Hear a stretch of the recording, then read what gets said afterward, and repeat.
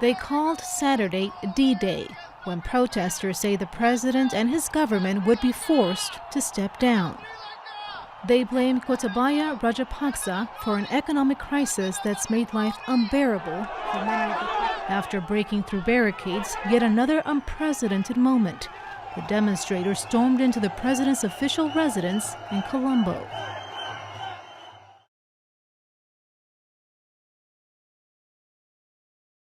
What is the Belt and Road Initiative? The Belt and Road Initiative pada dasarnya merupakan proyek yang diperkenalkan oleh Presiden Xi Jinping di tahun 2013 yang lalu, di mana akan berfokus pada pembangunan berbagai macam infrastruktur dengan tujuan untuk menghubungkan Cina dengan negara-negara di dunia. BRI itu sendiri telah banyak membangun fasilitas seperti jalan tol, jalan raya, jembatan, dan infrastruktur penunjang lainnya seperti rel kereta api, dermaga, pelabuhan, dan masih banyak lagi proyek-proyek infrastruktur lainnya yang akan dibangun dalam lingkup proyek BRI ini sendiri guna memenuhi satu tujuan, yakni menghubungkan Cina dengan negara-negara di dunia dalam lingkup proyek The Belt and Road Initiative yang diprakarsainya.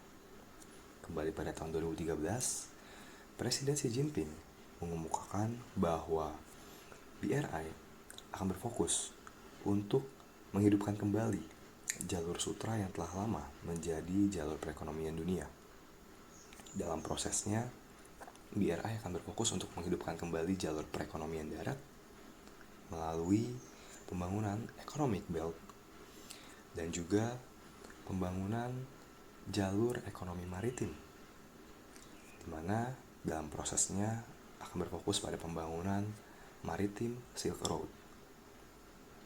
Lebih lanjut, The Belt Road Initiative diperkirakan akan menelan dana sehingga 4 sampai dengan 8 triliun dolar. Selaras dengan apa yang tadi telah disampaikan, Economic Belt atau jalur ekonomi darat akan berfokus pada pembangunan infrastruktur darat seperti jalan raya, jembatan, jalan tol, rel kereta api, dan masih banyak infrastruktur penunjang lainnya. Sementara itu, jalur perekonomian maritim akan berfokus pada pembangunan infrastruktur maritim seperti pelabuhan, dermaga, dan masih banyak infrastruktur penunjang lainnya. Dalam perkembangannya, BRI itu sendiri telah banyak menarik minat negara-negara di dunia untuk bekerja sama, yang tak menutup kemungkinan untuk terus bertambah dari waktu ke waktu. Jika ditarik ke belakang, hubungan diplomatik antara Cina dan juga Sri Lanka sebetulnya telah terjalin sejak masa lalu. Namun begitu, pasca didudukinya kursi kepemimpinan Sri Lanka oleh keluarga Rajapaksa, hubungan diplomatik antara kedua negara, khususnya Cina dan Sri Lanka, terus berkembang dengan pesat yang memungkinkan kerjasama ekonomi di antara keduanya. Dalam konteks ini, alasan mengapa Sri Lanka menjadi salah satu partner di dalam proyek The Belt and Road Initiative yang diprakarsai oleh Cina, pada dasarnya tak dapat lepas dari point of view Cina itu sendiri yang melihat bahwasannya Sri Lanka merupakan salah satu negara yang sangat strategis, di mana berada pada jalur pelayaran utama antara barat dan juga timur, membuat negara ini menjadi titik kunci dalam pengembangan strategi maritim Silk Road yang merupakan salah satu proyek dari BRI itu sendiri. Hal ini juga tak lepas dari kebutuhan Sri Lanka yang pasca selesainya perang saudara di tahun 2009 dengan tumbangnya Macan Tamil, Sri Lanka berkeinginan untuk membangun kembali ekonominya melalui pembangunan berbagai macam proyek infrastruktur yang tentu membutuhkan dana yang sangat besar. Hal inilah yang kemudian mendorong kerjasamanya bersama dengan Cina, di mana Cina datang kepada Sri Lanka sebagai debitur guna meminjamkan sejumlah uang demi membangun infrastruktur tersebut guna menunjang perekonomian Sri Lanka yang sebetulnya telah tertuang di dalam Mahinda Cintana Vision for the Future yang dikemukakan oleh Mahinda Rajapaksa, di mana ia menyebutkan bahwa vision ini selaras dengan proyek BRI yang diprakarsai oleh Cina itu sendiri pada tahun 2013.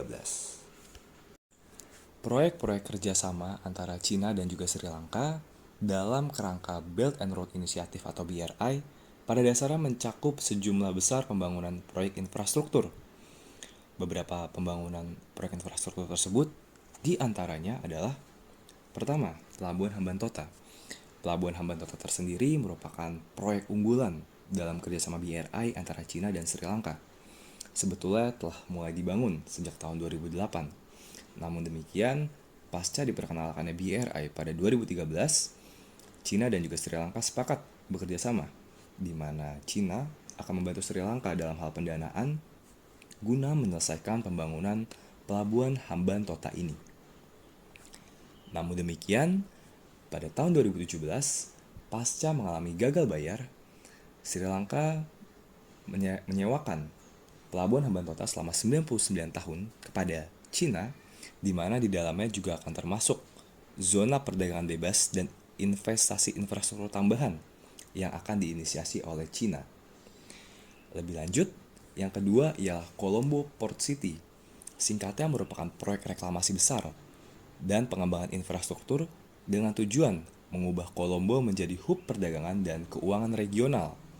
Proyek ini sendiri dibiayai oleh China Communications Construction Company dengan investasi mencapai miliaran dolar.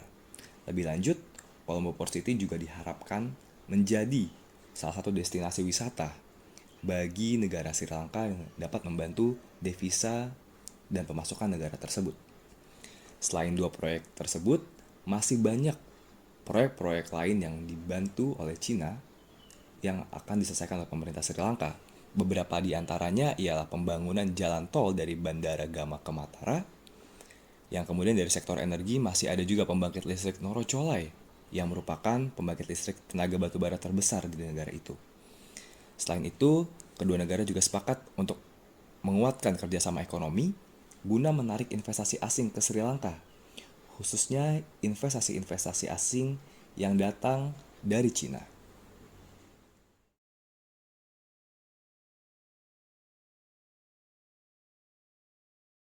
Jadi, pada dasarnya kita bisa melihat dari berbagai aspek.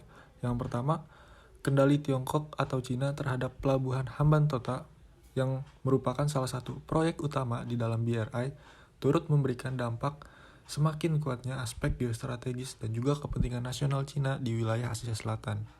Di mana, dengan adanya kendali dari sebuah negara besar dan kuat selayaknya Cina terhadap negara berkembang seperti Sri Lanka, cenderung akan melemahkan kendali internal negara terhadap penanganan finansial di negaranya. Yang kedua ialah adanya peningkatan beban utang, di mana dalam beberapa proyek BRI, terutama Pelabuhan Hambantota ini, meningkatkan utang Sri Lanka secara signifikan, sehingga pemerintah kesulitan untuk membayar hutang dan memaksa mereka untuk menyerahkan kontrol atas pelabuhan kepada Cina dalam bentuk sewa selama 99 tahun.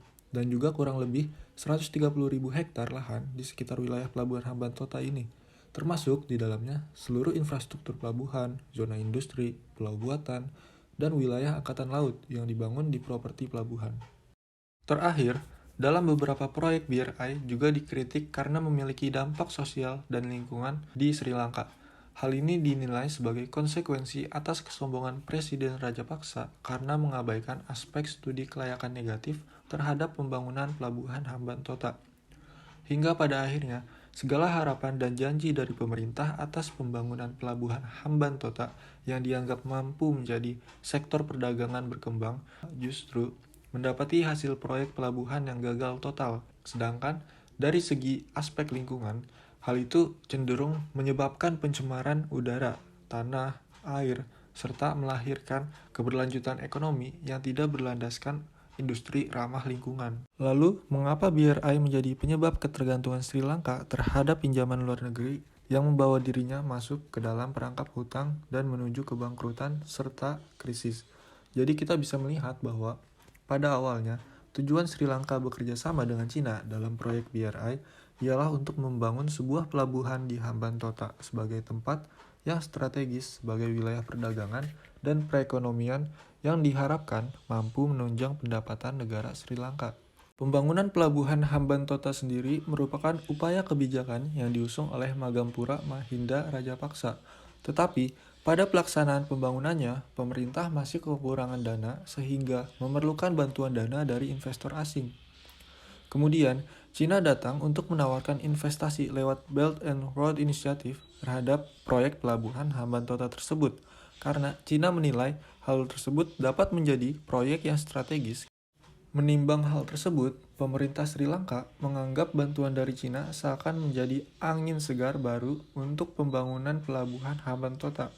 Namun, secara tidak langsung justru memperlihatkan sebaliknya, bahwa pinjaman dari Cina sebesar 8 miliar US dollar dengan tingkat bunga mencapai lebih dari 6% membuat Sri Lanka lambat laun sulit untuk membayar kembali pinjaman tersebut di kemudian hari.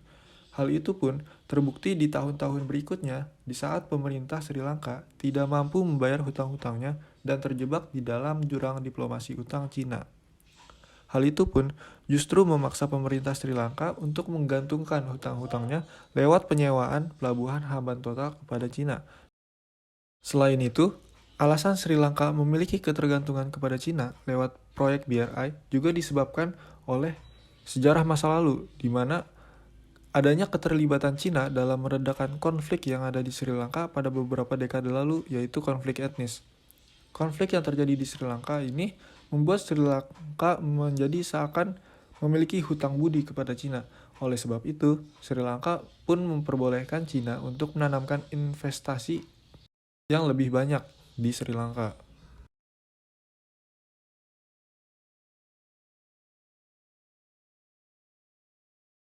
Pelajaran yang dapat dipetik dalam kasus Sri Lanka ketika gagal menjadi satu negara dan mengalami kebangkrutan, salah satunya disebabkan oleh buruknya eksekusi BRI dalam kerjasamanya bersama dengan Cina. Dalam konteks ini, ada beberapa hal yang perlu diperhatikan. Pertama, ialah penting bagi negara-negara di dunia untuk memiliki transparansi dan akuntabilitas dalam mengeksekusi kerjasama. Yang kedua, ialah penting bagi negara-negara di dunia untuk memiliki manajemen utang yang baik. Dalam konteks ini, hal ini ditujukan untuk mencegah utang-utang tersebut gagal untuk dibayarkan. Yang ketiga, ialah penting bagi negara-negara di dunia untuk memiliki diversifikasi kemitraan ekonomi, sehingga tidak ada ketergantungan pada satu negara atau satu lembaga. Yang keempat, ialah penting bagi negara-negara di dunia dalam proses pembangunan berbagai infrastruktur untuk menerlibatkan masyarakat dan juga stakeholder. Hal ini ditujukan untuk meminimalisir adanya penolakan atau bahkan konflik yang terjadi antara pemerintah, dalam hal ini adalah negara dan juga masyarakat, sehingga proyek-proyek infrastruktur dapat dieksekusi dan dijalankan dengan baik.